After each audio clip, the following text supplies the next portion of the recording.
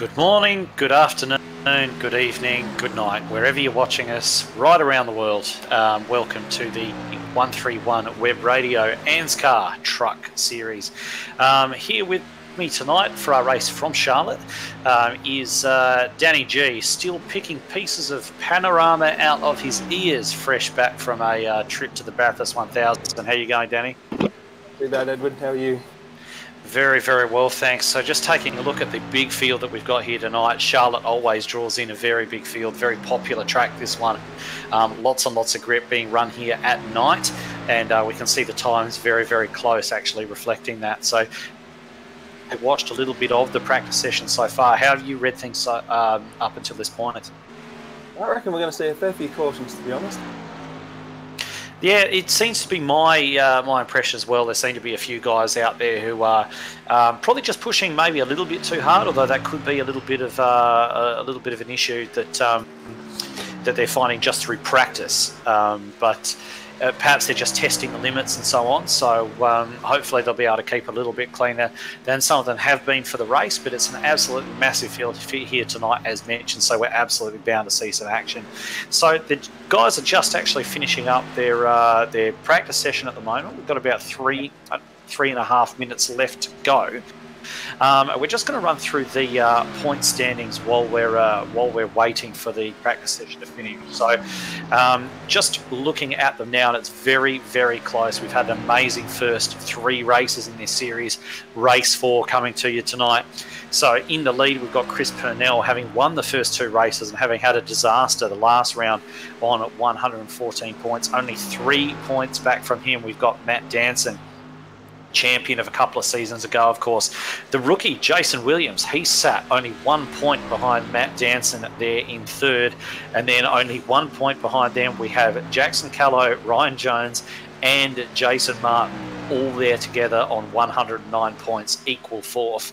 Then going back a few points from there, 8 points behind them, we've got Will Barrington, and then last year's champion, Michael Skurlock there. Nick Walsh equal with him on 97 points, and Todd Maxfield rounding out the 10 on 91. So an interesting 10 there, and tonight could have big implications on that championship order with everything so close. Yeah, it should do. And like you say, there's such a big field here at Charlotte tonight. And sort of big field sort of create a lot of wrecks at this place, and that's why I think there'll be a fair few cautions. Yeah, so it's sort of looking that way, isn't it? So I wouldn't be surprised to see a few early, but hopefully we get some nice green flag running in. And I guess the story of the season so far, and there's been quite a few stories actually building up over the course of the short course of the season so far. So we've actually got, first of all, we've got Alliance Motorsports who've won every race so far this season, all 3 races. The first 2 to Purnell, the third race last week going to his teammate Michael Skurlock. So it'll be very interesting to see if anybody's actually able to break that deadlock tonight that they've actually kept on this series so far. And there are a number of guys that you'd actually expect to break through and do that. So Daniel, just looking at when you, with some of those guys who are potential race winners, who's sticking out to you as the guy? Let's say, for example, that Alliance don't win tonight. Who do you think is going to be the one to actually break that? Ooh, yeah, that's a tough question. I have no idea, to be honest. I'd say if Jason keeps out of trouble, he's definitely up front. Skurlock. Yeah, I don't know. Raymond Yeager even, he's pretty fast tonight. Well, I wish at the start of this season, you did mention Jason Martin, I wish at the start of this season I'd actually put some money on him not having a win 3 races into this series, because I think I would have got pretty good odds on that and probably would have made an absolute packet. Nobody would have expected him to be going into the 4th race of the season without a win yet. So I think that he's definitely got to be one to watch. He's going to not to win sooner or later. We know he's going to do that. So from there, we've also got Mike Brown, who we haven't seen too much of in ANZCAR, but he's been very, very quick throughout practice. And we've also got, let's not count out, we've got Jackson Callow. He's sitting there in first in practice, fastest time in practice at the moment, but he really needs to put in a good performance tonight. He's had the pace to win all 3 races so far. Been running right at the front with only a few laps to go in each of those races. There's been a couple of little errors there that's actually cost him. So we need to actually, we're yet to see the best of Jackson Callow just yet. Yeah, for sure. Actually, yeah, I'd definitely put my money on him too. But there's a couple of names here I haven't seen tonight, or I haven't seen before. Let's see who we got here. Jason Bent, I've never seen him before, and there's another one around there too. So it'll be interesting to see how they do. And actually, Jason Bent was quite fast in practice. Yeah, Jason Bent has been fast, but he's also one of those guys who he's a noted road racer. I've seen him many a time in the V8 supercars. He's known to run V8 supercars quite a lot, and he's one of those guys who's very, very fast in that. He's very consistent and everything else. So I'd be looking to see whether he's able to translate that into reliable oval performance. And as you're probably aware, being a great road racer doesn't necessarily mean that you're going to be excellent at oval tracks, but hopefully we're able to see some really good performance out of him tonight. So the drivers have moved on to qualifying now. So just taking a look through some of the drivers there at the moment. Ricky Cornwell's actually set down his first lap so far in the number 15 DPR Benmax truck. He's actually just on his second lap at the moment, so we'll just see if he's able to actually pop up a competitive lap time. Sitting up there, he's just dropped down to second actually as he's just about to cross the line for complete his second lap, and I don't believe he's improved. No, he hasn't. So he's slotting into provisional third at the moment. So who else can you see out there at the moment, Danny? Mike Brown's just on his fast lap. It looks like he's going for a second one. He's actually putting a pretty decent lap. He's just the clip practice time. He was pretty quick up there too in practice. Right, so Mike Brown in the number 11 truck just coming through to complete his second lap, and he does that. It looks as though the first lap's going to be the fastest lap here for everyone, so no one's really improving over that first lap that he sent in, but Mike Brown's sitting up there in provisional pole at the moment.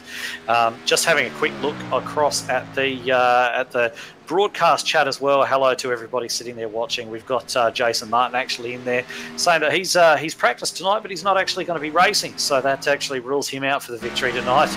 Obviously, if you're not in it, you can't win in it. So he's going to be sitting there enjoying the coverage with the rest of you on Performance E streaming. So he'll be watching with interest, I guess, as some of the guys that he's normally used to jousting with run around this course here at Charlotte.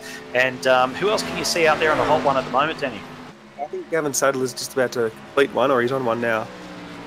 Okay, so we've got Gavin Sadler out there, and he's had a bit of a rough run lately. He's always had good pace, but he hasn't actually managed to convert that for a number of reasons into... He's found himself getting involved in accidents and bits and pieces like that, so he's going to be hoping for a clean run tonight. But just watching him pull out onto the back straight now, he's very, very tidy coming out of the turn 2, and we'll see where he actually elects to run through 3 and 4. He's tucking right down to that white line, just sort of sitting off it a little bit as he comes out of that turn, cuts down towards the grass nice and fine there. So where's that going to put him? And he's popped up at 11th place at the moment, so he'll be wanting to go a bit faster than that. As we've seen, there's a few guys, he may have made a mistake. He may be trying to run a little bit faster on this second lap, but it looks as though no, he's still got the pedal hard down, so we'll see what he's actually able to get out of this second lap. So we'll just stick with Gavin at the moment as he comes through turn 3 and 4, and just keeping his eye. Looks as though he may have actually backed out of it. He has backed out of it, so he's going to drop down into the lane, and he's actually just dropped down to 12th, so he'll be starting 12th at the absolute best.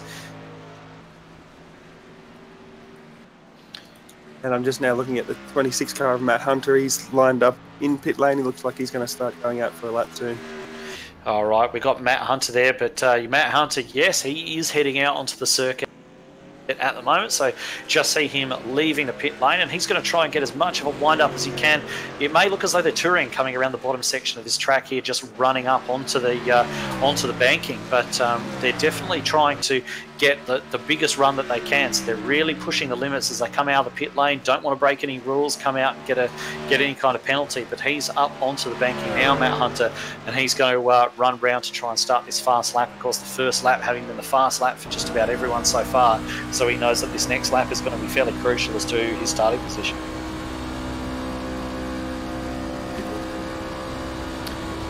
All right, so just sitting on board with him at the moment. So just having a look at the lines that he's running through there, running a little bit higher than I may expect him to run for a qualifying lap, but certainly is something that a lot of the other guys have been doing. So I certainly wouldn't rule him out because of that. As he tucks in and he runs through turn 3 and 4, really keeping that motor wound up. He's got to shoot off at turn 4 and down here through the tri-oval, and we're going to see what he's going to manage to put up here. And he has gone P14. So yeah, just got knocked down to 15 actually while I've been watching that. So he's destined for a mid-grid start at the very, very best, and maybe a back of the grid start at the very worst. So still a lot of drivers to come, however. Yeah, I think he just swapped off that speed, sort of coming off turn 2 there on the first lap. I'm just seeing him now complete the second lap, so he can get any quicker on it. See if he does improve. Absolutely, just coming across the line now, and it doesn't look like he's improved on that lap. So he will stay where he is.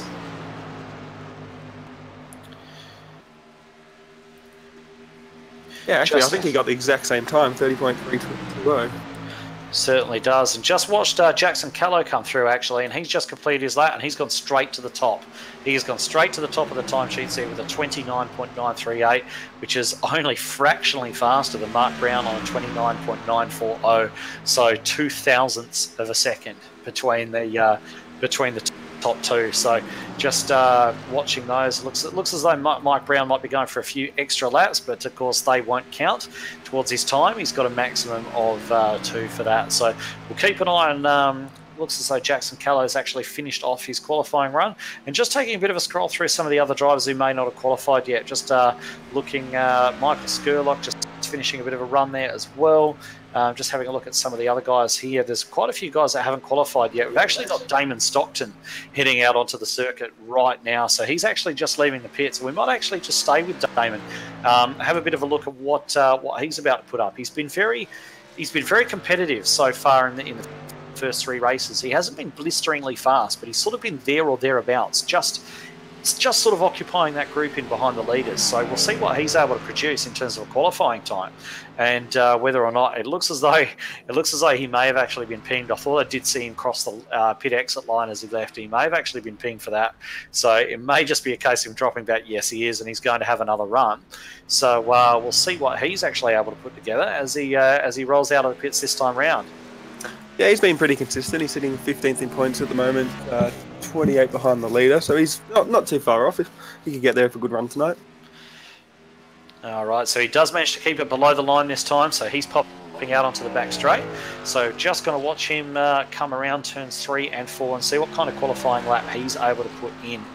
A few other drivers popping up times at the moment. The big surprise so far, I think, is Chris Purnell sitting down there in 13th place. 14th place now, actually. Would have expected a lot higher from him based on his form so far in this particular season. But Damon Stockton is just running around. He's on his 2nd lap at the moment. Hasn't actually put up a time yet, so we're just waiting for an actual time to be registered for him. So he's going to be head down and charging at the moment as he turns into turns 3 and 4. Just keeping that throttle as buried as he can absolutely stand to keep it as he comes around. He comes out of 4, out to the tri-oval and comes across the line. We're going to see where this puts him. And Damon crosses the line, and it's a very good time for him, actually. P5, 30.027. So I think he's going to be very happy with that. Yeah, that's 2 tenths quicker than his practice lap, so that's very good. Oh, right. So we've got Mick Taylor on circuit at the moment as well in the 158. He's on his 2nd lap, and he also hasn't registered a time yet either, so he may have actually brushed the wall on his first or something like that. We'll see what he puts in. And he crosses the line, and looks as though it still hasn't registered a time for him. So he will be starting at or very near the back. Because he wasn't able to register a time in those couple of laps. So we've got a couple of guys sitting down there at the pit exit at the moment. Jason Williams has sat down there. I haven't seen too much movement out of him just yet, so not sure if he's going to be running a qualifying time. Yeah, it looks as though he is going to run out of time. So the grid is going to be pretty well set right there. Barring a last second lap. I'm just having a quick look through. We got Matt Danton coming down the back stretch, very fast lap. 12 seconds to get it. He's on lap 3, though. He's on lap 3, so whatever he does isn't going to count. So Danson, it looks as though looks as though he's going to start near the back as well. And our resident guru, who's actually watching with us tonight, as we mentioned before, Jason Martin, he's let everyone know that he would expect everyone to fight for that low line for the first 5 to 10 laps while the tyres are fresh. But after that, the high line really starts to come in, and we should be able to see some too wide racing and some overtaking, which of course is why everybody watches oval racing, why everyone loves it so much, and why we love it so much, is exactly that type of thing. So as we go into the grid now for the race, qualifying is all but done. So I think we're quite safe to go running through the grid now. So on pole, as mentioned, Jackson Callow, fantastic lap there, only marginally ahead of Mike Brown. He'll be sharing the front row with those two guys. Then we've got Kai Sloggett and Riley Curtis in position 3 and 4, row 2. Row 3, Damon Stockton and Ricky Cornwall, the two DPR Benmax boys, sitting there on row 3. Dave Douglas and Jason Bentz there on row 4. Row 5, Nicholas Walsh and Will Barrington. Row 6, Ryan Jones and Raymond Yeager. Row 7, Aaron Diller and last week's winner, Michael Skurlock. Chris Purnell back there, 15th place, alongside Kevin Bomford on row 8. That's a long way back for Chris. I would have expected to see him higher than that. Aaron Wilton and James Robbie on row 9, and row 10 is Matt Hunter and Bradley Cheney. Going back even further than that, we've got row 11, Gavin Sadler and Luke Lucas. Luke Lucas actually runs the Race Stars in Bowral Sim Racing Centre, so if you're ever in Bowral, go past and actually check those guys out. They run a great operation down there. Darren McKenzie and Tristan Koch back there on row 12. And then below that, we've got our non-qualifiers. Jason Martin's there. He's actually not starting tonight. We've got Jake Maloney, Matt Danson, Jason Williams, Matty Clute, Stacey Walker, Rodney Morris, I believe Phil Otto and Mick Taylor are going to round out your field tonight. So it's going to be quite a first couple of laps. As I think we've spoken about, Dan, we'll probably expect a couple of cautions early on before this all actually settles down. So, just sort of looking into the very near future, I guess. What are you expecting to see in terms of the approach from these guys? Well, I think if the front runners probably don't want to end up in a wreck, so they're going to probably take it a bit easy. It's just it's not the hardest track to get around. It's just sort of when you come off turn 4, the banking really flattens out and the cars go pretty much straight up into the wall. So you don't really want to be going 2-3 wide there. But the track, these guys are pretty much very similar on speed, and they're just going to be around each other, and they are going to go 3 wide. And I'm sure we'll see some wrecks off turn 4. All right, so just watching the pole sitter, Jackson Callow, rolling around at the moment, just heading up this big field of trucks as they come around just on their pace lap, getting everything sorted, getting everything set, getting everything ready, even starting to select a few options for their first pit stop, no doubt. But Jackson, as mentioned, he's had this pace. He's had this pace to potentially win all 3 races so far, and for one reason or another, it hasn't actually happened. So he's really going to be looking to put in a solid performance tonight and potentially get that first win of the season. But Mike Brown has been very, very quick in practice as well. So keep an eye on him. And Kai Sloggett, fantastic lap from him to take 3rd. So as we watch these guys roll around, the pace car is about to duck off because they're coming through turn 4. And the pace car is off. The field is now under Jackson Callow's control. And Callow has gone. He's gone quite early. And Mike Brown and Kai Sloggett coming after them. But Jackson Callow has absolutely caught them on the bounce and cleared out, and they're going to be running 2 by 2 by 2 a little way back in the pack as they get themselves sorted out, and as predicted, everybody gunning for that low line early on. Yeah, they definitely are. Yeah, it was a bit of a disappointing start on the inside line. They didn't really get going. No, they didn't, apart from Callow, who really got going. But the other guys didn't, as you mentioned, didn't really get going quite so well. And just having a look at some of the guys sort of fighting further back in the pack, I can see Ryan Jones side by side just for a moment with, looked like Raymond Yeager there as though. Ryan Jones, of course, having such a brilliant run last week. And I can actually see there's a bit of a team-on-team battle as 3 Alliance trucks taking on 2 Lads Racing Team trucks. A little bit further back there, Michael Skurlock involved in that, Purnell, Dillon, Bomford, Nick Walsh in there as well. So those guys all just fighting for position and doing their very best to actually get in there together. And just keeping an eye on Purnell at the moment because he's got, I believe it's Aaron Dillon right on his tailgate as well. And Purnell, as our championship leader, is really going to have to get some overtaking done if he wants to hold on to that championship lead come the end of the night. Yeah, all these Alliance trucks, they pretty much started together, sort of in the middle of the pack there. But you've got Chris Bonelli sort of moving up. I think where did he start? 15th, so he's moved up 2 positions here. Yeah, moved a couple of spots, but looking back at the front now, we've actually got looks like Sadler is potentially going down a lap already. Actually, so there might have been a bit of an incident there at the start while we were watching the leaders that we didn't actually see. But Callo's just rounded up Sadler, and so has Mike Brown.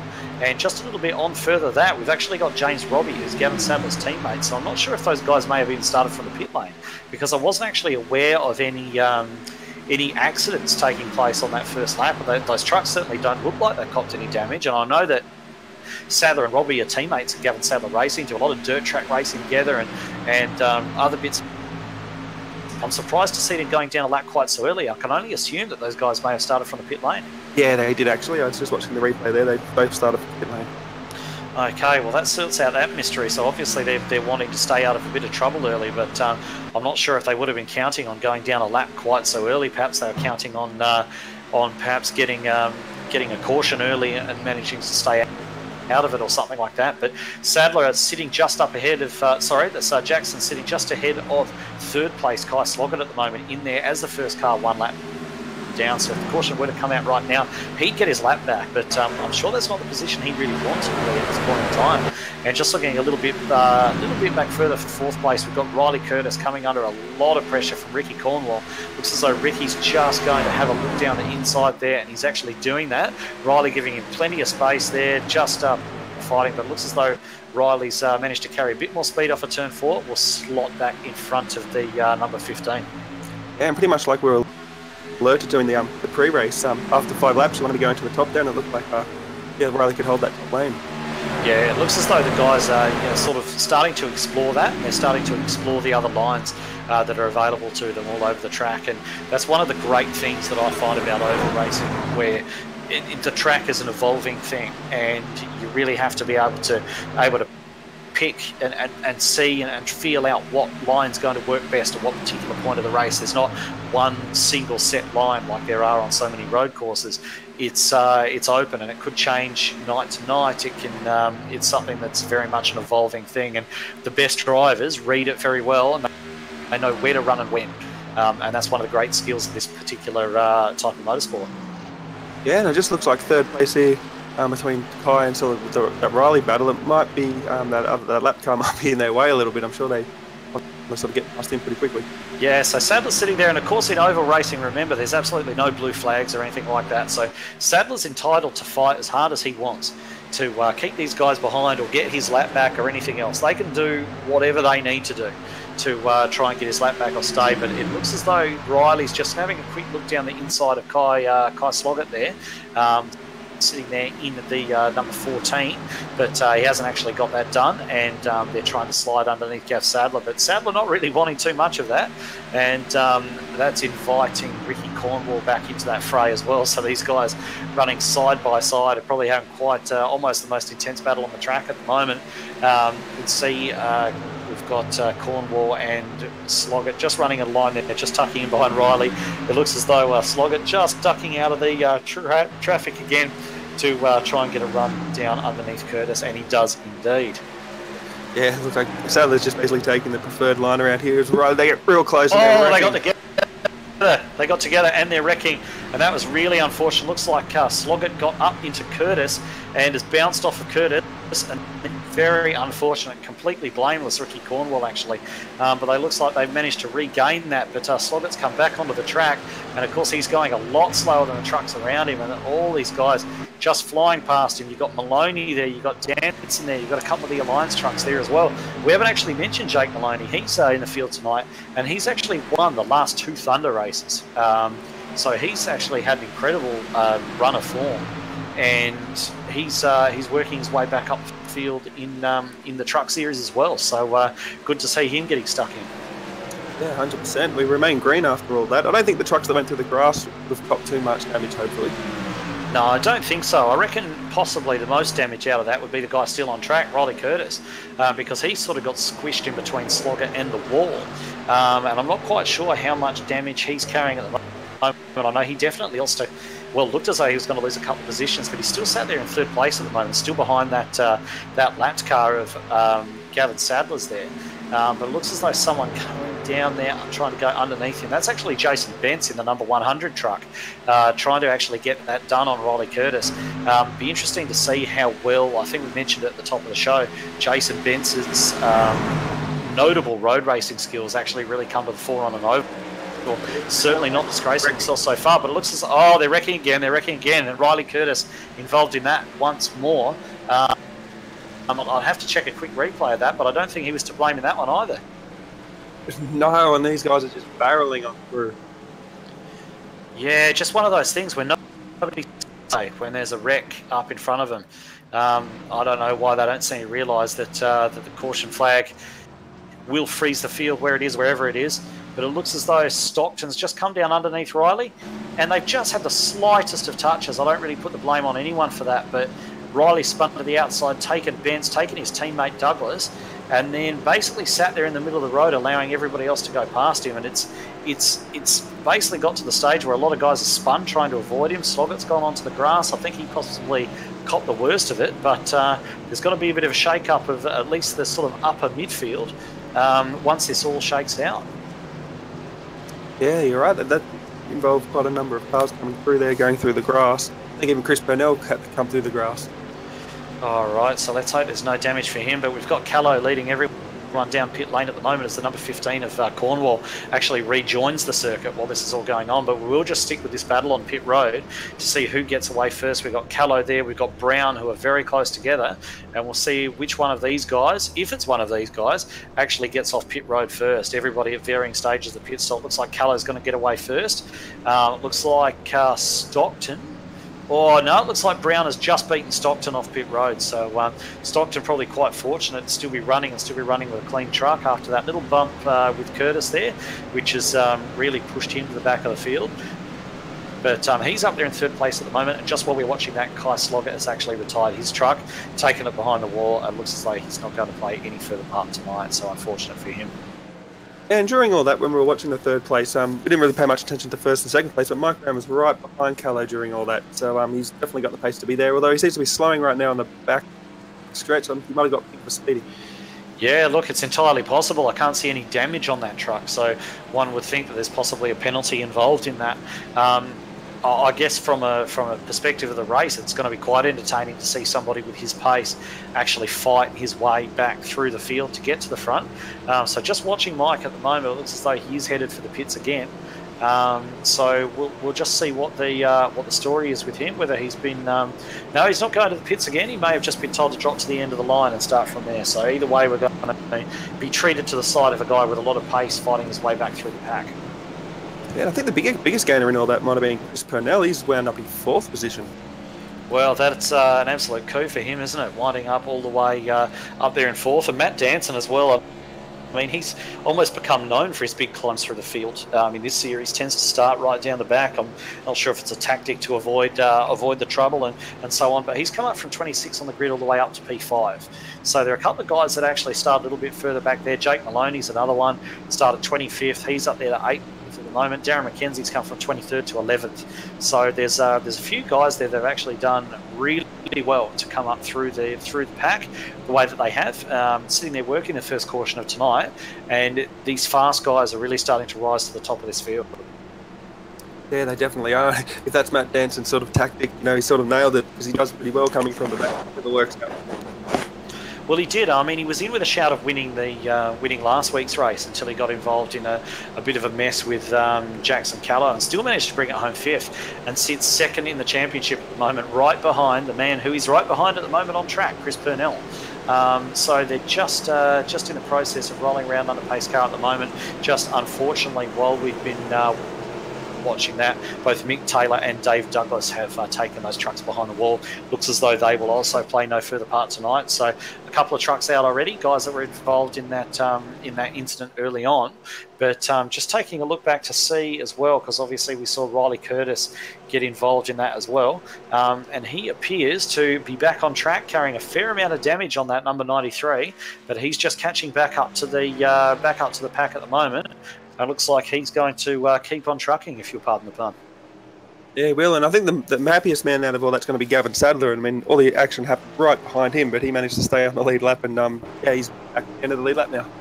Well, he's got his lead lap back, and he's got a clean truck, doesn't he? So that's great for him because he's had such a shocking run of luck just lately in all series, getting involved in various bits and pieces that really have been his own making. So we are 2 by 2, ready for the restart at the moment. Pace car is in. We're going to look for Callow to jump. Callow does jump, and Damon Stockton's going to slot right in behind him. Raymond Yeager did not get away at all well, and Chris Purnell's going to very, very comfortably slot into that third position. They are briefly 3 wide just behind, but just looking at Matt Danson getting incredibly close to the back of Skurlock, and we almost had an accident right there. I think there may have been a bit of a touch between the two of them, but Matt looks as though he may have just backed out of that and allowed Skurlock to fight another day. And that, of course, has allowed Jake Maloney back into that fight as well. But looking up a little bit further, we've got Damon Stockton and Chris Purnell side by side. Purnell absolutely hell-bent on taking that second place and catching right up to the back of his old nemesis, Callow. Yeah, he's definitely getting there. I think the biggest loser in all that was Raymond Yeager. I actually think he spun his tyres on the front stretch there. He seemed to sort of get loose and everyone sort of got by him. Yeah, whatever happened, he certainly didn't get away well, did he? He's been absolutely gobbled up by the pack. I can't even see where he's sat at the moment, but it's certainly not up amongst this front group. It looks as though Yeager may have even dropped down into the pits. Yeah, he is in the pits, so I'm not sure what his issue was, but he is at the moment, as is Ryan Jones from the looks of things, sitting there in the number 24. So unfortunate for both of those guys, but back to the front where the action is, we've got Callow, we've got Purnell, who's just taken that second place from Damon Stockton.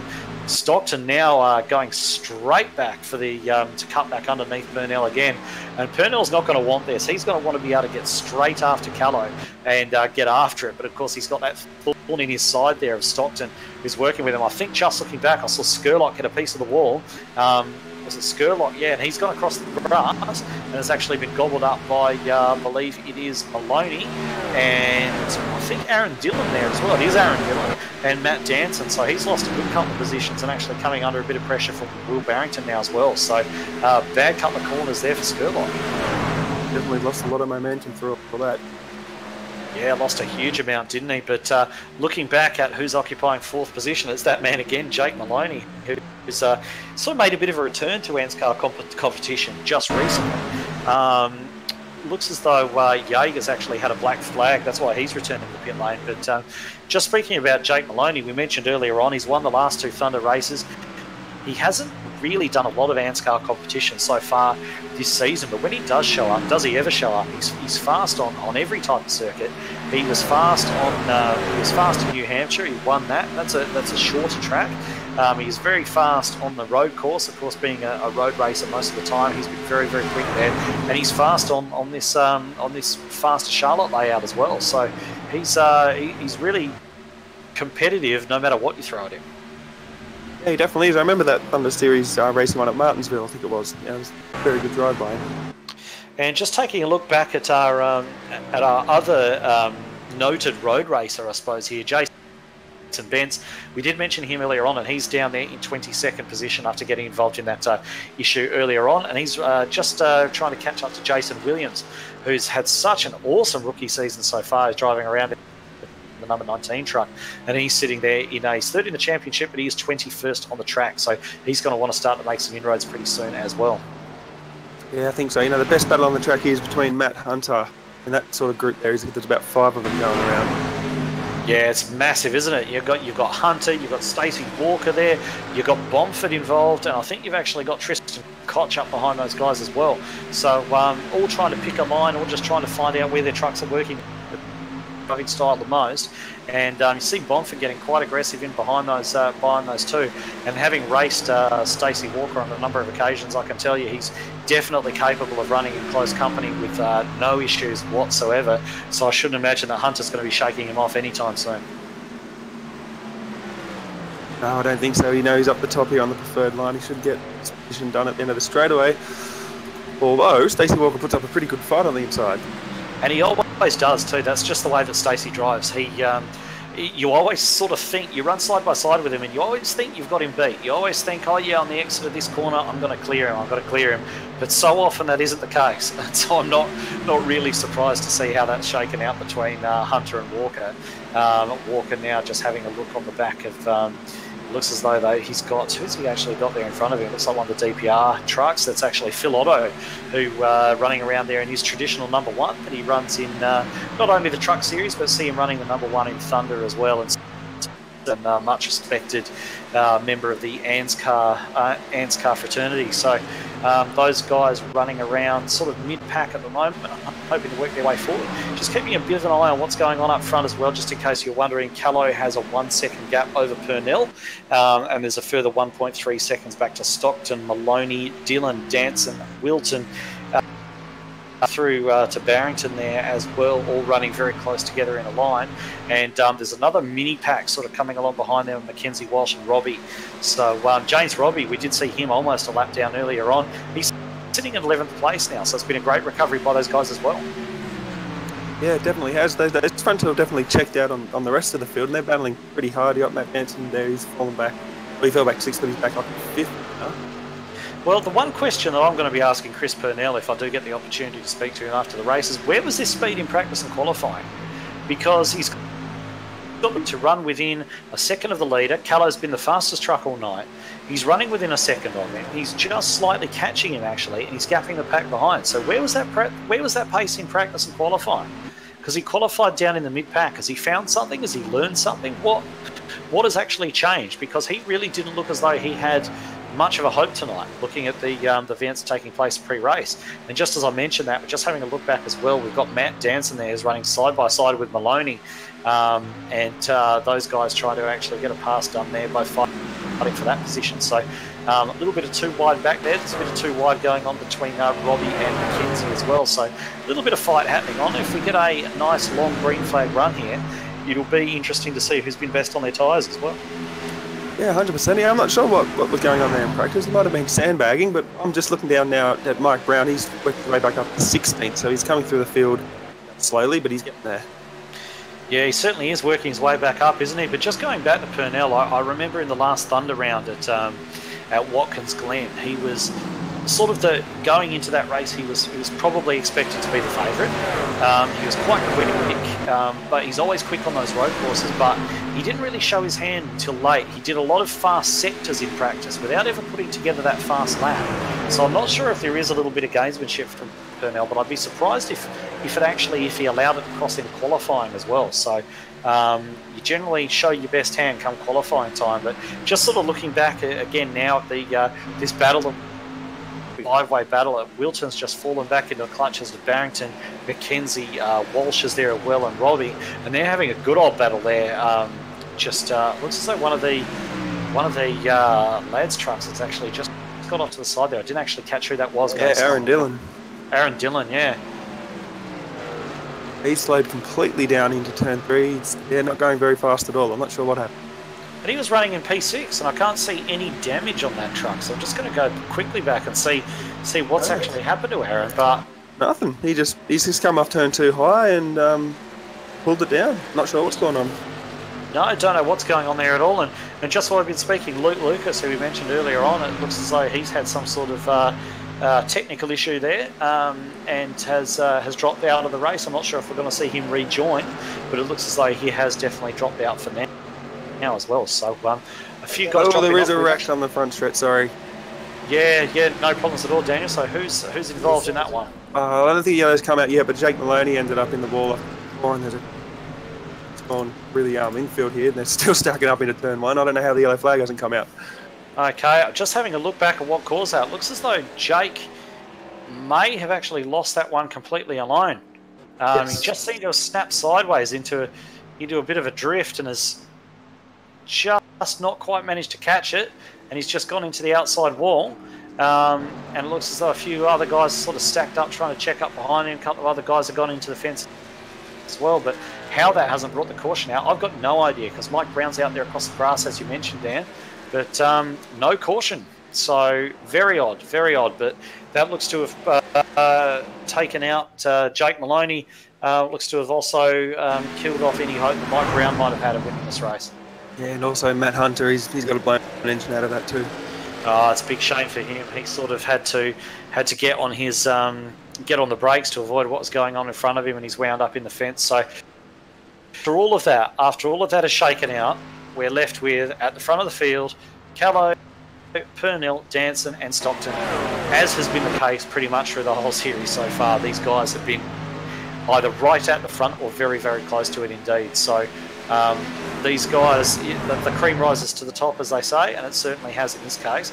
And if we do get another caution and bunch all these guys right up back together, it's certainly going to be an interesting finish to this one.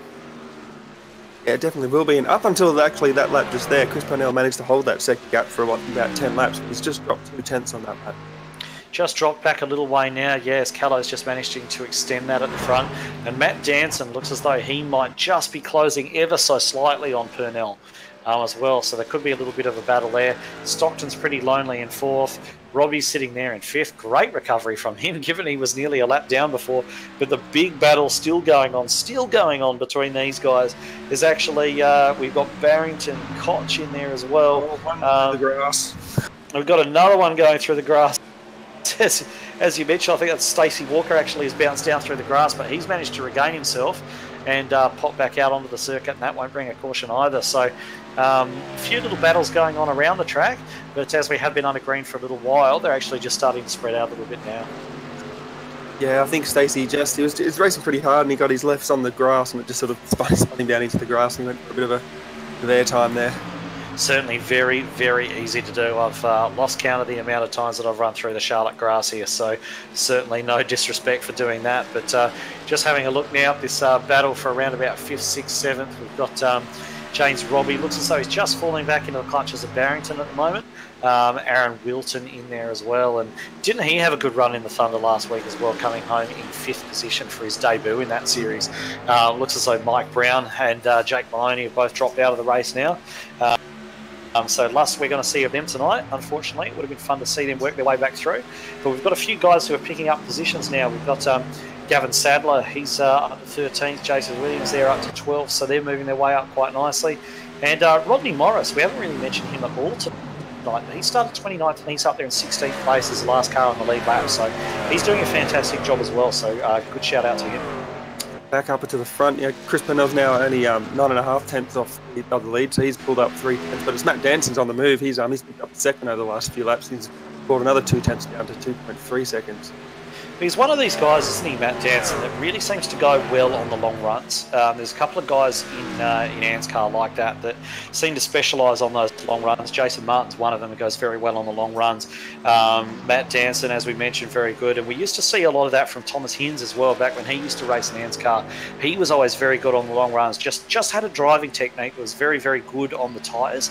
And that's a skill that you really need in stock car racing. Of course, these are big, heavy cars with comparatively narrow tyres. When you look at something like a Formula One car, an Indy car, or something like that, they're heavy. They haven't got a lot of rubber on the road, and looking after those tyres is really a very crucial skill, especially when the green flag stays out for a while. Yeah, 100%. If you sort of know you're going to go for a long green flag run, like it actually pays off not to run it as hard as you can at the start. Yeah, Danson, he's pulled up another 3 tenths. I'm just going to have a look at this lap. He's two seconds off the pace there, now down to 1. Taken another 3, hasn't he? So he's Danson definitely on the move. He's decided that now is go time, and he's closing up on these top 2 as if they're in another formula. Yeah, he is, but also Purnell's also down to 0.7 of a second too, so he's catching Callow. All right, so we've got a case where second is catching first and third is catching the both of them. So logic would tell you that you're going to have a 3-car battle up here at the front very, very shortly. So these gaps are closing all the time, and probably best just to keep an eye on this front battle. I'm just having a quick scan back through the rest of the field. There's, as mentioned, that everyone's sort of got a little bit strung out now. There are a couple of small battles going on. Phil Otto's in a bit of a scrap with a couple of other guys. We've got McKenzie in there, and I think Walsh. But definitely the attention for this one focused well at the front, because I think if we stay green for a little while now, we're going to see a brilliant battle develop between the top 3 for the. We come just approaching half distance now. Yeah, so there's definitely going to have to be a sort of a green flag pit stop, or at least another pit stop as we go on board with Matt Danson. Yeah, just having a look at the way that Danson's running these turns now, I'm not noticing a huge difference in line that Danson's running compared to everyone else. And I think it may just have been a case of he's looked after the tyres a little bit better than those guys in front of him.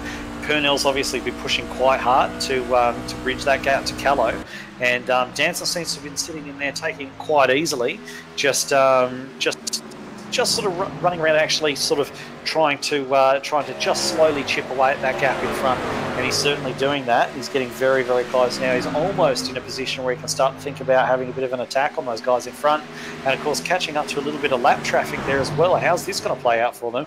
That's Bradley Cheney there in the number 74, and he's going to go a lap down quite shortly, one would imagine, and the leading three bearing down on him now, almost all nose to tail. Yeah, they definitely are, but catching them as well is Bent, so he's coming up there. But I think Danson's just he's got to play it sort of smart here, because he was catching him at 3/4 tenths of a second a lap, so he's much bigger than there. He's going to have to be patient. All right, so we've got Purnell right on the back of Callow now as they round up Cheney, and Danson following them through as well, and they are absolutely nose to tail now. As we predicted only a couple of laps ago, there's nothing between these guys. Purnell's got a double problem because he's looking at Callow, looking to get past, but he also wants to keep Danson back there, because the pace that Danson's got at the moment, if he gets by, he's never going to see him again. So Purnell just having a quick look down low. Looks as though Callow's using the run off the turn, as mentioned earlier on these worn tyres. That mid to high line is going to work out quite well, especially coming off the turns. It looks as though Danson's actually used that as his preferred line as well, whereas Purnell's got no option. If he wants to go around Callow, he's got to do it low, because Callow's hanging on to the high line.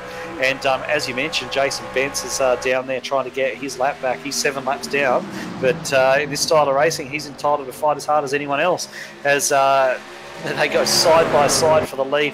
Purnell just down under Callow. Callow getting the better run off the turn, of course, on that higher line, and they look to stay side by side for, well, who knows how long this one's going to carry on. Yeah, you got the 3 guys on old tyres and some lap downs on new tyres, and they want to come through the field too.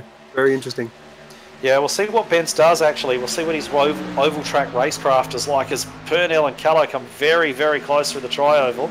But it looks as though those two lapped cars on those new tyres are just probably sitting out of this lead battle a little bit. They know they are multiple laps down, those guys, so they're not going to be really threatening for anything. So probably just deciding quite smartly not to get involved in this battle for the lead while it's raging on. And I'm surprised we got Chris Purnell on the inside as he dives in there for the lead. I think he's going to give it up, but he's holding his line very well there on the inside. He might lead this lap, they touch possibly. I think Callow actually got there. He did get there, so he will continue. And I think Callow's led just about every lap so far in this race. So I'm sure Purnell will be happy to nab one and nab the bonus point that comes with it. Looks as though he has finally got that move done. He probably looked after his tyres a little bit better than Callow does. Callow sat there in 2nd place now. And who would have thought at the start of this race that by half distance Purnell would be leading it, but that's what's happened, and now it just gets worse for Callow, because he's got Danson all over the back of him. And if you remember, these two actually came together in the closing laps last week, in the last round that we had, and were quite unhappy with one another. They had a bit of words after the race about whose fault it was, and so on and so forth. So I think they will be there'll be no love lost between the two of them, that's for sure, but they look to be keeping it quite sensible and fair at the moment. Yeah, and Danson just on the inside heading into turn 3. If he can keep what Purnell did, I think he'll get around Callow here. Yeah, with the pace that he was showing, you'd imagine that he probably would, and he has done that. He's cleared Callow now, and he's actually gone up there into that 2nd place. Callow will hang with him though, up there in 3rd. I think that Callow wants a caution at the moment. Callow would really like a caution to enable him to go in and get some fresh tyres, because on fresh tyres he's very, very good. Because on these longer runs he just seems to suffer a little bit. And now of course we've got Koch and Jason Bentz, who are probably looking to make the most of their new tyres now that these guys have sorted themselves out. Callow not looking as though he wants to have any of that whatsoever, but he's got Bentz going around his outside. Ooh, and as we say that, what happened to Purnell there? Why did he lose so much speed? Did you get the wall? Yeah, you got the wall coming out of turn 4. All right, so it looks as though Purnell's just taken a piece of the wall and lost that momentum. I just saw him suddenly lose all that momentum while I was watching what was going on with Bence behind. And that's unfortunate for him, because there would have been a brilliant battle on this. Only a very small amount of damage, so he must have only just scraped it, but that was all Denson needed, was to get past into the lead. So from P26 up to P1, Danson's got the job done. At half distance, Danson leads. Yeah, and that was that banking I was talking about before the race started. It just come off turn 4 a little bit too high. The banking ran away and up into the wall. But yeah, I don't think he's got too much damage, and he seems to be sticking behind Dan. Yeah, and that banking just dips away at the worst possible time, doesn't it, on turn 4? As you mentioned in the pre-race, it really just flattens out at the most inopportune moment. And just having a look back there at the moment, we've got Tristan Koch on those fresh tyres, making a move, probably looking to pass Purnell and Danson. Bence having cleared them already, of course. All right, so just continuing to watch this little battle here up front. There's a bit of distance in between Danson and Purnell now. It seems to be very similar distance between Danson, Purnell, and then back to Callow. But I believe that Danson is just holding wide there to allow Koch past. I don't think he wants any part of that, getting involved with any lap traffic. But Koch still hasn't actually got the job done. A couple of trucks going down pit road at the moment. They may be due for fuel. May actually see some green flag pit stops taking place as well, Daniel. In terms of when we expect the green flag pit stops to come, do you know how many laps they're getting out of a tank here? I'd say probably around 50 or 60 laps. We've got Cornwell's just come down, but yeah, definitely green flag cycles are happening, and this is a very tricky pit lane to sort of get onto. And Ricky Cornwell almost lost it there. He's very loose sideways all over the place coming to pit road. So it'll be interesting watching the rest of the field pit lane. Yeah, there's a couple of guys. It looks like Gav Sadler is actually out on the grass there as well, trying to get it down to pit lane, and he was out of 12th position. Just having a quick look at that back, he's probably going to get a penalty for that. He's tried to come down onto pit road, and I'm not even sure what happened there. It's like he made the decision at the last minute, and he's driven into the pit lane across the grass. It looks as though Phil Otto was having an incident all his own there as well, trying to get down on the pit road, and he's sort of spun and missed the cone as well, so he's going to get a penalty. So not working out overly well for some of those guys in the mid-pack. No, they're just coming down off the banking off turn 4, and once they hit the banking, they're just all over the place. It's so hard to judge as well, because you try it in practice. You try these green flag pit entries in practice, but generally when you do it, you're doing it on fresh tyres, because that's what you have on your truck most of the time in practice. When you try and do it in the race on tyres which have done 30 to 40 laps, it's a different story. You know, they lock a lot easier. Any little variation you have in the brake balance is a lot more pronounced, and I honestly, I've lost count of the amount of times that I spun down a pit lane doing exactly that. So certainly no shame on these guys, but it looks as though Phil Otto is not taking any further part, and he's going to be taking that truck behind the wall as well, unfortunately for him, because he was having a solid run there in the midfield. Yeah, and I think sometimes too, if you've got your brake bias, they turn their brake bias down during the race, and if they're not used to it, they sort of get on the brakes and the back end comes out too. Absolutely, certainly does, especially on those worn tyres. Really pronounced effect. As just watching Matt Danson come past Rodney Morris there, put him another lap down. There's not actually too many cars now on the lead lap. We've only got 6 trucks on the lead lap. Kevin Bomford occupying that last track on the lead lap spot at the moment. Matt Danson has actually moved out a 1 second lead on Chris Purnell, who's got a further 0.6 of a second over Callow. So if they finish the way they do, they sit at the moment, Matt Danson will take the lead in this championship, and that won't that be something after the start to the season where Yeah, 100%. So Purnell, he wants to be up there, getting up there. I mean, these guys are about 10 seconds ahead for the rest of the field have just pitted. They're going to be catching about a second a lap. So it'll be interesting to see when the front runners do actually come down pit road. Yeah, well, if the front runners are hanging out there, waiting to get a yellow flag, for example, before pitting. Oh, and they might get one. There's almost a wreck on the backstretch. Oh, yeah, looks like Rodney Morris is going around. Rodney Morris has gone well around. I'm not Callow sure in the wall. Morris still spinning. Is Callow in the wall as well? Is that going to bring out a caution or not? Looks like it hasn't. And Callow's dived into the pit lane, and that's devastating for him, because he's I was just having a look at that. It looks as though, just having a quick look back at that, it looks as though it looks as though Morris has slowed for some reason, and Callow has dived to his inside. That's a very, very strange incident. It looks as though Callow has quickly almost wrenched on the wheel to try and go around the slowing truck of Morris, who may have got in an issue of his own. Got on a tank slapper, lost it, gone across the grass, come back up onto the track, narrowly missed Morris, gone into the wall again himself. Morris has spun on his own again, trying to avoid it all. And Callow's come down the pit lane, but there's no caution. So they're going to continue to run under green. Yeah, it was interesting. Yeah, I think Callow was just trying to avoid that incident. He wrenched on the wheel left, like you said, and lost control, and he's got a fair bit of damage then.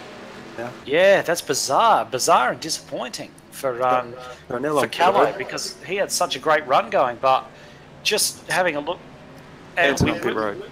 Danson on pit road. Okay, so this is going to be interesting as well.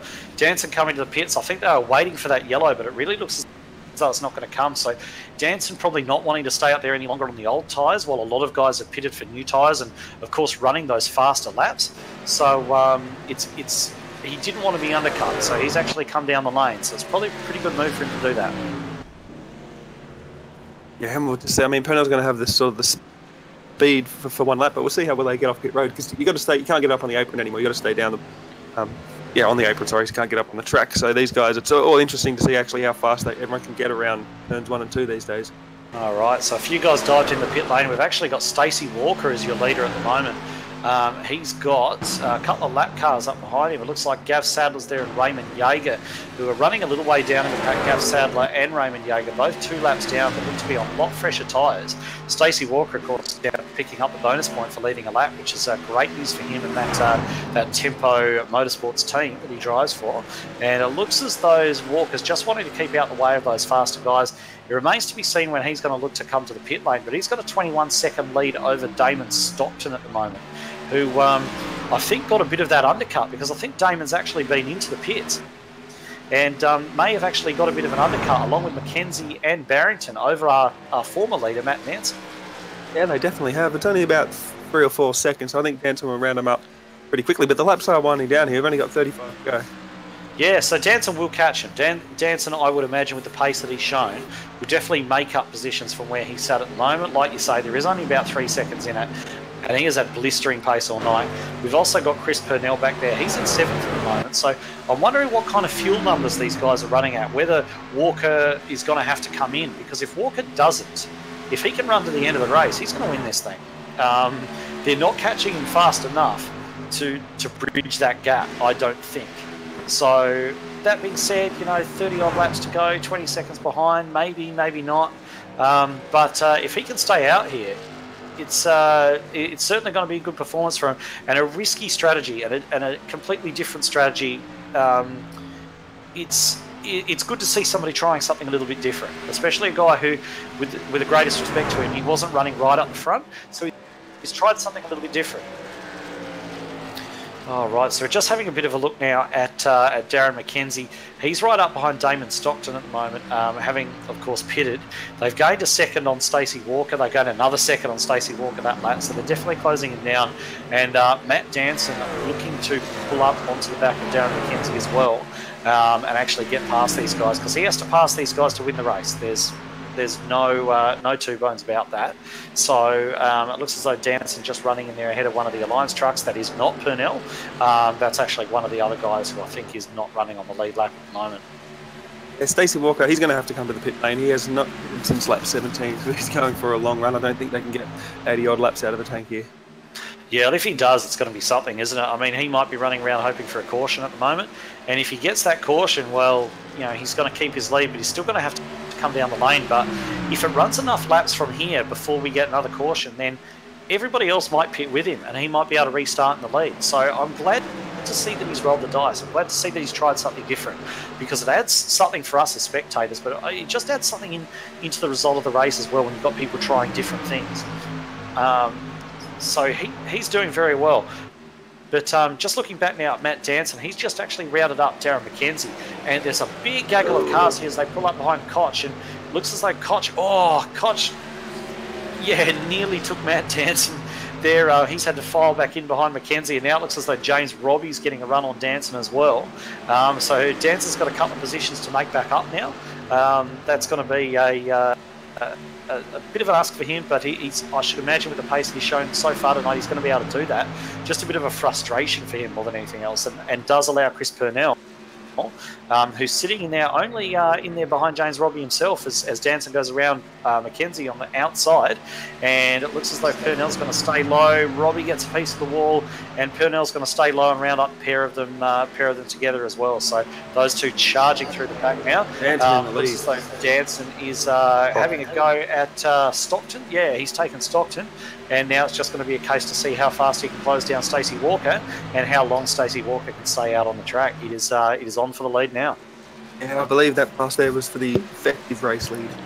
Effective race lead, yes indeed. Keeping in mind that Stacey Walker is most likely going to come down the pit lane again, you could definitely say that what we're seeing at the moment with Matt Danson is him taking over the lead, and I believe that Chris Purnell has actually just recently got around Stockton as well, so he'll be taking that net second place. Yeah, he definitely will, and I think Danson will sort of run. I believe Chris Purnell has anything for him. He's not too far away, actually. He's pretty much there. We'll see if he can hold on to his tyres a little bit longer.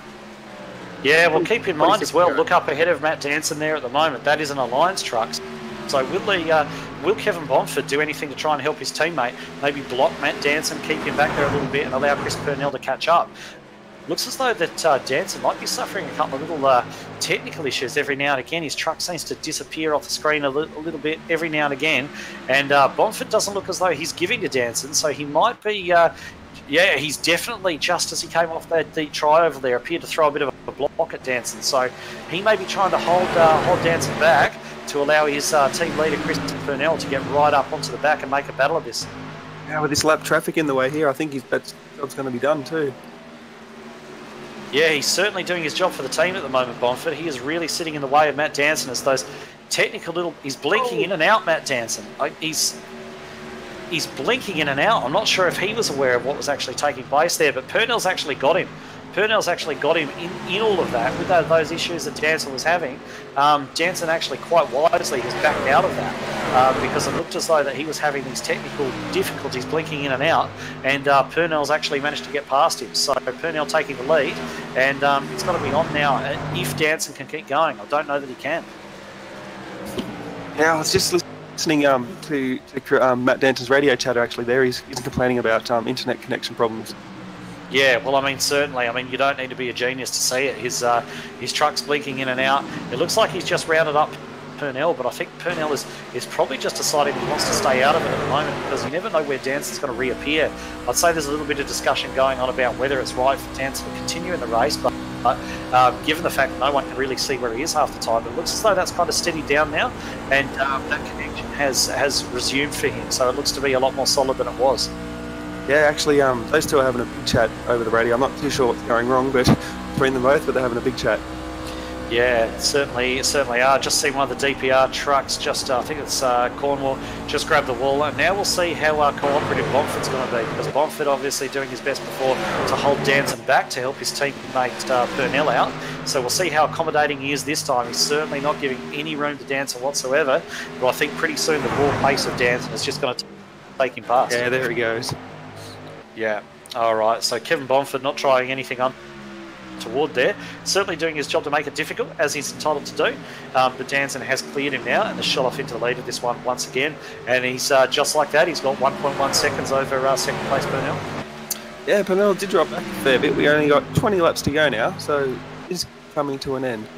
All right, so we are sort of... Hasn't this one gone quickly? We haven't really seen much in the way of cautions. We expected a lot of damage, but it looks as though that there hasn't been a lot of damage, a lot of cautions or anything like that. But just having a look at the front of Purnell's truck, he has got a bit of damage on it, which could be affecting his performance. Just sort of looking at that, the front of that truck is quite badly bent, and I think maybe now it could be a case of Purnell looking to hold on to that second rather than go for the win. And he's going to have to worry about James Robbie coming behind him. James Robbie, remember at the beginning of this race, he was nearly one lap down, and that's one of the things that I really like about James Robbie as a driver. He's been someone that I've sort of been aware of. He's been around the traps in ANZCAR for a little while, and he's one of those guys that just sort of, he doesn't really do, he's never won for the spectacular pole laps or the, 3 wide overtakes or anything like that. It's just at the end of the race, there he is. Just somehow he's there. And he picks up these really good positions just like that. And I'm really happy to see him up there making a fist of it, because at the start of this race, it really looked as though he didn't have too much to fight with. And here he is up in P3. Yeah, I can tell you what happened to Purnell actually. Bradley Cheney was up there fighting in front of him, and he hit the wall coming through the doglegs on the front stretch. Purnell ran right up the back of him, and that's how he's got all that damage. All right, so that explains that little mystery of how that number 920's picked up the damage that it has. And we'll see now, it doesn't really appear sort of pace-wise as though he's suffering too much. The only one who's really blitzing him on pace is Danson, who's just clearing out at the front now. But Purnell's sitting there in a solid second place. And it doesn't look as though necessarily that just looking at one of the DPR trucks peeling off in the pit lane. Well, I did that. I thought he was wrecking, but he's actually peeling off into the pits. But doesn't look as though James Robbie is catching. He is catching Purnell, but he's not catching him super quick. And so we're just sort of coming up to around about sort of 17 laps to go now. I'm not sure that Robbie's going to have enough time to get it done. Damon Stockton's coming with him, of course. But if Purnell struggles a little bit in the traffic, maybe burns off his tyres with that damage, there could be a bit of a battle on for second here. So let's not finish it up just yet. I think there's a bit more to go in this one. Yeah, he wasn't too far off pit lane, so he's probably only got 10-15 laps on his tyres. I mean, that damage will definitely show up the longer these guys go green flag. That truck will just tend to push off the corners. Yeah, so just watching him at the moment, he's coming under a bit of pressure from Tristan Koch, who looks like Tristan's out of sequence on tyres, I'm fairly sure. And Purnell's just allowing him to go through. He's not interested in fighting him, obviously. He's more worried about Robbie coming behind. And right now there's only one truck in between Purnell and Robbie, but it's all about the time gap at the moment. Just having a look at what that gap is. And yeah, Robbie is definitely catching Purnell. Danson's gone. Danson is home and hosed. If we stay green, Danson will win this race, barring some sort of horrible misfortune for him. He's out on his own. But it's a matter of how fast Robbie can actually be catching Purnell. And that gap has just been chipped away every lap. So come the end of this race, we could see Robbie making a run for P2. Yeah, we could. He's definitely got clean track in front of him. He's got a couple of cars to deal with, but he's definitely catching Chris Purnell. He might get there by the end of this one. And I think that as you mentioned, the longer this goes on, with that damaged aero on the front, it just asks so much more of those front tyres. When they're being asked to do all the turning with no assistance from any front aero, very little assistance from the front aero. So I wouldn't be surprised to see, as this run goes on, as we get into sort of the last 5 laps of the race, to see Purnell's pace really drop away. Just sort of at the moment, I'm not sure that he's making the inroads that he was. It looks like he's coming under a bit of pressure there from Stacey Walker, who's obviously not on the lead lap. Those 2 lap trucks going around him, but that's going to cost him a bit of time. And the gap has sort of stabilised between Purnell and Robbie at around about 3.8 seconds. Yeah, so I think these other 2 in front of him that just got around him are definitely off strategy on the tyres. That's not going to help his cause there as Purnell, but Purnell's losing about half a second a lap to the leader too. Yeah, so as we mentioned, Danson's clearing out. Danson's got absolutely no problems whatsoever with Purnell. Danson's not going to come under any worries at all. But your Purnell versus Robbie, I'm just watching the times that they tick over every lap, and I'm not really convinced that Robbie's actually got enough to get this done. It looks as though the gap's actually gone out to 4 seconds now. So it's possibly going to be a bit of a job for him to get that done. And Chris Purnell sat there at the right moment, as has been the case throughout the season, right in front of Jackson Callow. The only difference this time is there's 2 laps between them. Jackson Callow running down there in 14th place and trying to make back as many positions as he can. Realistically, he's only really got the opportunity to make up a spot on Rodney Morris, who's also 2 laps down. Then you've got Gavin Sadler, Skurlock, Barrington, Walker, Bomford in front of them, but they're only 1 lap down. So I don't think that Callow's going to be able to get much better than 13th, which seems a rather poor return for a pole position start, doesn't it? Yeah, 100%. He's just had a bit of bad luck there during that incident. It really wasn't his fault, but Yeah, it seemed a bit of a, it's very difficult to say because I'm not obviously in that truck and I'm not seeing what Jackson saw at that particular point in time, but it seemed like sure, Rodney Morris bounced off the wall and checked up quite a lot, but it seemed like an extreme reaction to a truck running up against the wall. He's really seemed to, and I could be wrong, but he really appeared to really wrench on that wheel, as we mentioned, and reef it hard to the left and wind up getting himself into all sorts of bother, whereas Morris's truck was just sort of up and running along the wall. So I'm not sure, looking back in that, he will sort of look at it and be satisfied that such an extreme evasive manoeuvre was required. Yeah, I'm not sure. I can only think he thought that that car was coming down the track and he had to sort of get underneath it. It's hard to say. It's split-second reactions here. Yeah, you've really only got one opportunity to decide what kind of reaction you're going to give to any particular incident. So I suppose he wanted to try and be as safe as possible, and in the end it hasn't worked for him, unfortunately. So, running down there in 14th, he may have a chance, as we mentioned, of catching Rodney Morris, taking that 13th spot, but it really doesn't look as though it's going to get too much better for him, unfortunately, tonight. So just taking a look a little bit further back, it looks like Aaron Wilton has just actually got up ahead of Damon Stockton. Damon Stockton was running up there in 4th place behind James Robbie, but Stockton has now fallen back down. Actually, it looks like he's fallen down behind Jason Williams. And where has Jason Williams come from? He's been absolutely, with the greatest respect to him, anonymous throughout this race. And now he's up there in 5th position. So great drive from him. Sits 3rd place in the championship at the moment. It's been incredibly impressive for a guy just starting out his ANZCAR career. And he's working his way towards the front, and he may even have something for Aaron Wilton here. And maybe even, it's getting pretty late in the day now, you'd say he may have even had something for James Robbie, but certainly the battle on between Wilton and Williams at the moment, be interesting to see which one of these guys comes out on top of that particular battle. Yeah, and just sitting down there in 7th actually is Nicholas Walsh, and he's 8th in the championship, so he's got very consistent numbers at the moment too. It's good to see him up there. Yeah, it's very good to see him up there, actually. He's one of those guys who's been around ANZCAR for a little while, and he runs in Thunder Series as well, and he's sort of a solid performer, but every now and again he does manage to pull out these good results, so I'll be very happy to see him nab that top 10 tonight. I think he's put in a great drive. Yeah, and the Hot Toddies heating installs sponsorship. Yeah, definitely running in the livery of the late Wayne Priest. Dwayne Priest's father, Dwayne Priest, of course, also on that team, passed away very unfortunately just recently, and obviously a very sad moment for that entire organisation and all the family and friends. So, looking back at the front here at the moment, Danson has really cleared out over the damaged Purnell, nearly at a 10-second lead now. So he could basically pull in an avalanche, still have the opportunity to come back out in front and win this race. Just actually ticked over to a 10-second gap between himself and Purnell now. The gap to Robbie behind still sitting around about 4 seconds. I don't think we're going to see too much there. Aaron Wilton's actually the man on the move. We were talking about Jason Williams potentially getting past him, but there's actually Wilton on the charge. It looks as though he may be about to take that 3rd place away from James Robbie.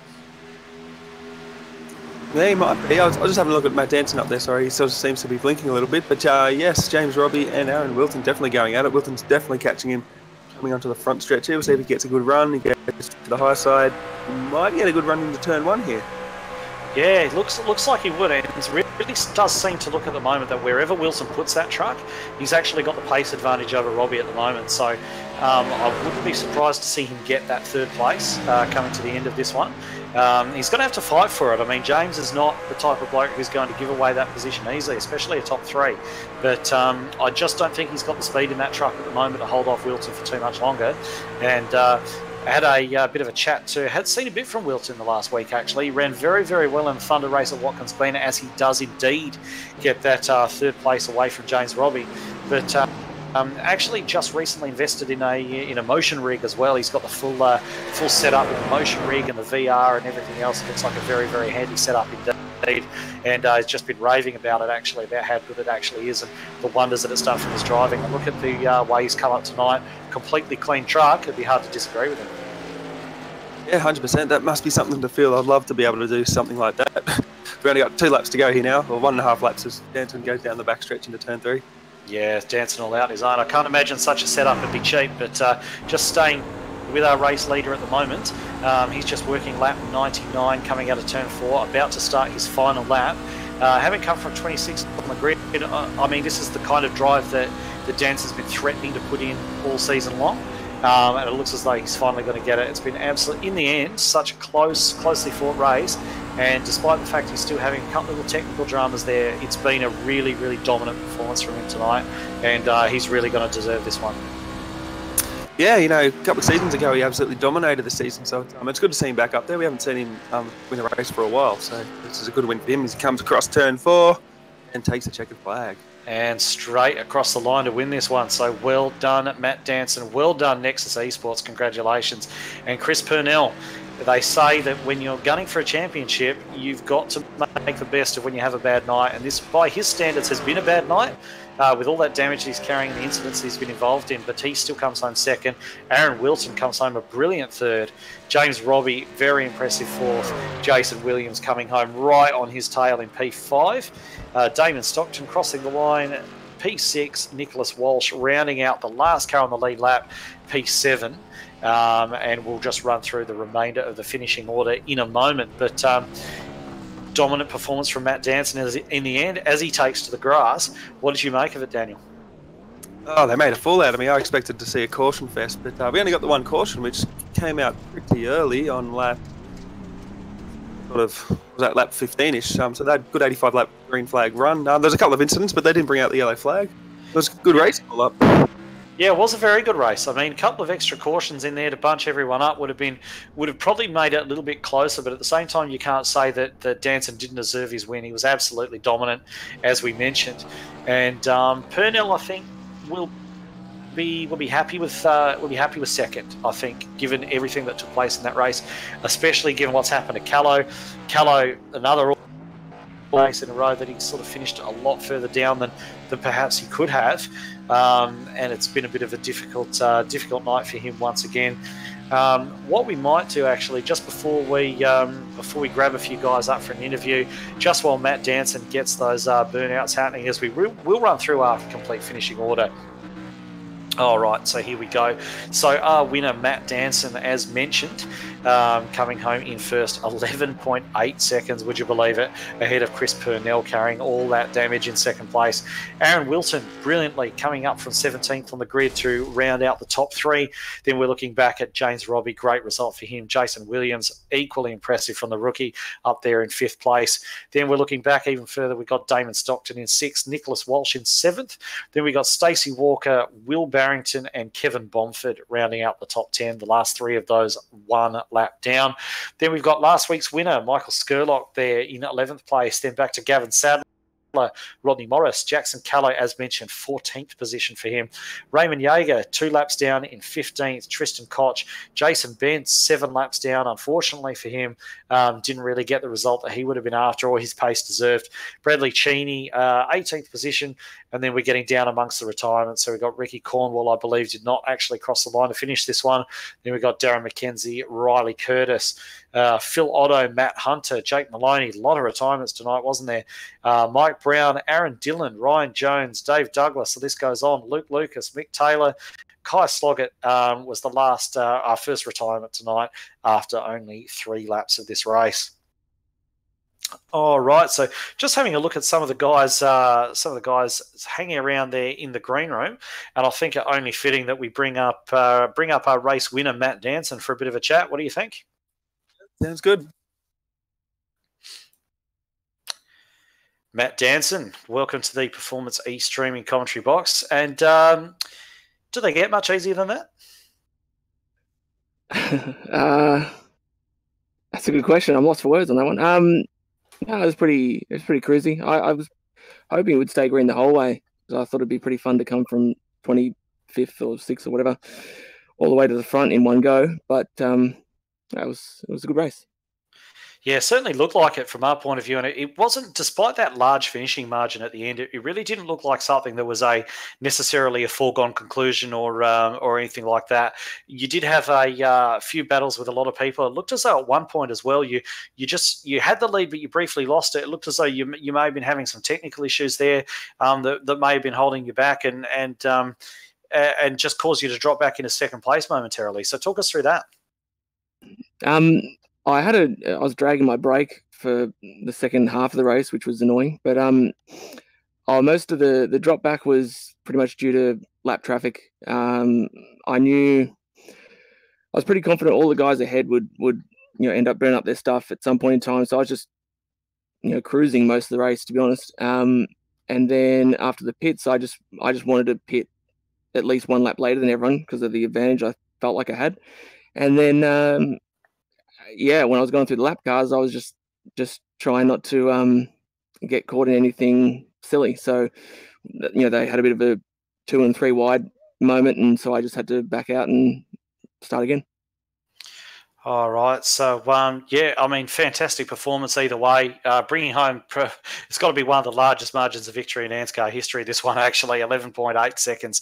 Of course, we had Chris Purnell back there in second place, who's right up there in the championship. So now just yet to see exactly how the points are going to shake out, but certainly puts you in contention for the championship. So, what would you, what are you sort of aiming for? I mean, obviously the championship would be your goal, but how confident are you of being able to get that done against the opposition ranged against you at the moment?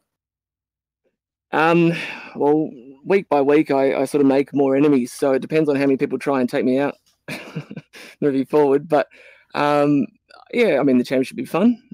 Chris, I think he had a bit of an unlucky situation with some damage as well. But yeah, if we can take it down to the last race, that'd be good. Yeah, it'd certainly be a fantastic spectacle for us all to watch anyway. So thanks very much for your time coming up here. Is there anyone who you'd like to give a shout out to while you're here? Just as always, just thank myself for the, beautiful talents that I possess. Thank you guys for hosting an awesome series. And that's about it. Never fails to disappoint. Matt Danson, your winner, everybody. Just here. So as we move on now, we'll move on to our second place getter, Chris Purnell. We'll drag him up. I think I actually just said Matt never fails to disappoint there. I didn't actually mean that. I meant fails to disappoint. I actually meant that as a positive thing. Didn't quite come out that way. So apologies to Matt Danson. I'll just drag up Chris Purnell now in second place. I might get you to have a quick chat with him, Danny G. Easy. You ended up on. Hey Chris, how you doing? I'm good, buddy. And yourself? Yeah, not too bad, mate. That was a pretty intense race, like 85 odd laps, green flag run. But you had a bit of trouble there. It looked like you ran into the back of someone, and that damaged you a little bit, and you just couldn't move forward after that. Yeah. So I was coming around the tri-oval, and I noticed Matt had been sort of pushed down onto the grass by a few lap cars. And then I think it was Bradley Senior hit the wall at the finish line, and then he just jumped on the brakes in front of everyone, and I had nowhere to go, and I just ended up clouding the back of his car. Yeah, that's no good at all. But apart from that, that was a massive long green flag run. I pegged that race to have quite a lot of cautions. There were a few incidents; they just didn't bring the caution flags out. But how do you feel after that one? Man, to be honest with you, pretty stoked. I really struggled in practice. I've not been feeling too flash the last day or two. I've got a bit of a flu going, and I was just trying to keep the championship hope alive by scoring any points sort of thing. And I was like P13 in practice, and I just couldn't go forward. And then the long runs really worked for me tonight. The car just got quicker and quicker on the long run, and could stay on the bottom of the track and really work where I wanted to go. Well, speaking of the championship, the race results are uploaded now, and you've still got the championship lead by 2 points over Matt Danson. So that's looking good for you. Beautiful. That makes me feel a little bit better. It's I think it's going to be a pretty close fight with me and Matt through to the end of the season now. So it's just going to be about minimising the mistakes and trying to finish in the top 5 week on week. Yeah, definitely. It was a bit disappointing for Keller there. He actually ended up in an incident that I don't know if it was his fault or not his fault. We've sort of having dramas up here discussing that one, but he's also right there, and he was pretty quick tonight too. So it's going to be an awesome battle between all of you, actually. Yeah, it's been a good battle the last 3 weeks now, and the trucks are seeming to have pace everywhere we go, and we're working pretty hard as a team to sort of just continue on with pace. And it was good to see Aaron finish 3rd as well tonight. So we're moving in the right direction. So I'm pretty happy overall. Awesome. Well, I'll let you shout out to any sponsors that you want to shout out to before I let you go. Cheers, bud. So thanks to you guys in the booth at Performance E-Streaming, C21 Systems, Scrubbers Detailing, and the boys at Alliance Motorsport. Awesome. Well, congrats on second tonight, and we'll catch you next week. Cheers, boys. Appreciate it. Have a good one. Okay, so that was Chris Purnell, your second place getter tonight. And to round out our third and last interview of the night, we might actually bring up our third and last podium getter. So Aaron Wilton of Alliance Motorsports had an excellent run tonight to come all the way up into third place. So we'll just grab a quick word with him. Aaron Wilton, Edward Foster from the Performance E-Streaming commentary box. P3 tonight. Excellent job. Talk us through it. Yeah, cheers, guys. I'm absolutely wrapped with that result. It was a tough race. I wasn't sure whether I should qualify or not because we all know what these speedways are like. But qualified, wasn't real happy with the result. But then as the runs went on, it was good for me that we had so much green flag racing because I was pretty confident with the older tyres and made a few good passes and, made my way up towards the front of the pack, which was good. Well, that was actually going to be my next question because you seem to have tyre life that was rivalled only by the winner, Matt Danson. You seem to have tyres that just hung on that much longer than anyone else's. So, I mean, do you have any inkling as to why that was? I mean, was it something you were working on specifically or did it just work out like that? Well, I wasn't real fast on the fresh tyres and I knew that, so I was pretty conservative at the start and I just basically hit my marks, pretty much stayed with the same line the whole race. I did try and move up to the high line at one stage when I was stuck in behind James Robbie, I think it was, but it wasn't working for me. So I went back down low and, I was just flying. I was loving it. Yeah, I mean, it really looked. I mean, we got kind of caught up with you just towards the end of that race when James Robbie was there and Jason Williams was right on your tail, and we were sort of thinking that perhaps Jason had caught up to you, but we cut back to you a few moments later, and you were actually right on the back of Robbie, and actually ended up taking that third place away from him. So definitely an impressive run. And I think there'd be a few people watching tonight who saw the photos of your new motion rig up there on Facebook, and how much has that had to do with this good run of form you're on at the moment? Yeah, the new motion rig from EMR Industries, I'm absolutely in love with it. I can't say it's making me any faster, but it definitely helps for feeling what the car's doing on the track. So it definitely does help, and I wouldn't say it gives me an advantage, but it's definitely great. Yeah, certainly looks like a lot of fun, and makes us guys who are sitting here with the old G27 and the single monitor feel a bit like we possibly need an upgrade. So certainly a very impressive setup that Aaron's got there, and it's sort of coincided with a really good run of form for you. I mean, having such an excellent result as you had last week in the Thunder, and then moving on to tonight having a great result as well. It seems like you and Alliance and everything like that are just on a really good run at the moment. So congratulations. Yeah, cheers. The team's doing fantastic at the moment. We all seem to gel pretty well. We get into a fair bit of practice and help each other out in any way we can, and it's good to see the team doing so well. Absolutely. It's great to see a new team coming along, because I think people forget how new Alliance are. They've only been around for a little while now, but they're certainly making their presence felt in amongst the ANZCAR competition. So just in that vein, is there anyone you want to give a shout out to before we let you go? Yeah, just want to give a shout out to our sponsors, C21 Systems, Scrubbers Detailing, and of course a shout out to the team and everyone in it, Alliance Motorsport. So yeah, cheers for that, guys. All right, fantastic. So that was Aaron Wilton, your third place getter, guys. So just looking now to wrap it up. Another great race tonight. Probably not as close or nail biting in terms of a finish as we've had so far in the series, with so many one lap dashes to the line and little other bits and pieces and wrecks and controversy and those kind of things. But it's been I guess a more traditional race in that sense, and maybe just sort of starting to calm down now into a bit of a routine for the season, where we've really sort of established who the top running guys are and who the guys are that we really need to keep an eye on for the championship. Yeah, well, apart from those incidents, it was probably going to shape up to be quite a close race. So that part of it didn't really disappoint, but it was a good race from everybody. Only one caution flag. Probably should have been a couple more, but everyone sort of stayed clean, and it was a good race. And I'm really going to enjoy the rest of this championship. It's going to be one of the closest ones I think we've had. Yeah, it's there's so many guys sort of there in the hunt, aren't there? So we go to the next round with only 2 points in between Purnell and Danson. And Jason Williams, I tell you what, he's only 5 points off of Danson, 6 points off of Danson, and 8 points off the lead. So it's been quite an impressive showing from him as well. So I think we've got another ANZCAR star in the making in Jason. And Will Barrington as well. Shout out to him because he's up there in 5th position in the championship at the moment.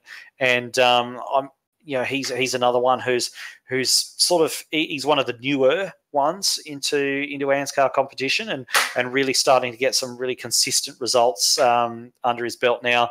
I mean, he's been in the top 10 3 times in the first 4 races of this season, and so you certainly can't begrudge in that great position as well. So a few guys having really impressive seasons, and very exciting for the future of ANZCAR. There's definitely a lot of just as much talent coming through as there's ever been. So it's great to see. Yeah, definitely. It's going to be an awesome season. I can just feel it. Every race has been awesome. Yeah, it's certainly got that feel about it, hasn't it? So we'll probably wrap it up right there. So just looking forward on Performance E streaming, where, of course, this having a few days break, but looking forward to Sunday, coming Sunday night. We're going to have the 5th and penultimate round of the ANZCAR series, which is being run over by our friends at IRFF.